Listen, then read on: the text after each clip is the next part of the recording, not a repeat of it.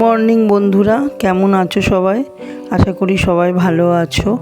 আর এই দেখো, আমি একটু তোজোর জন্য চিড়ে নিয়ে এসেছি, চিড়ে সেদ্ধ খাওয়াবো বলে, কারণ ওর পেটটাও খুব গন্ডগোল করছে জ্বরের সাথে সাথে। আর এদিকে দেখো, বাজার যেতে আজকে অনেকটা লেট হয়ে গেছে, কারণ কাল সারা রাত, কাল নয় দুদিন ধরেই রাত ভোর জেগে যাচ্ছি। তো ভোরের দিকে একটু চোখ লেগে গেছিলো।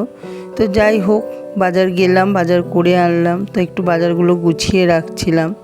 আর এই লঙ্কাগুলোকে বোটা ছাড়িয়ে রেখে দিচ্ছিলাম। এই লঙ্কাগুলোকে বোটা ছাড়িয়ে কন্টেনারে করে ফ্রিজে রেখে দিই, তাহলে পরে খুব ভালো থাকে। তো সেই জন্যেই এটাকে এইভাবেই আমি ফ্রিজে রাখি। আর দেখো, দু রকমের মাছ এনেছি। এমনিও আজকে আমাদের বাজার বন্ধ, একজন মারা গেছে, সেই জন্যে বাজারটা আজকে বন্ধ।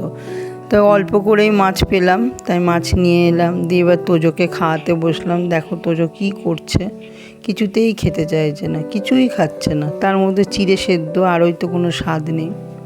তো যাই হোক, তোজোকে সামলাতে সামলাতে সংসারের কাজগুলোকেও করতে থাকলাম, নাহলে সেগুলো কে করবে, করতে তো হবে।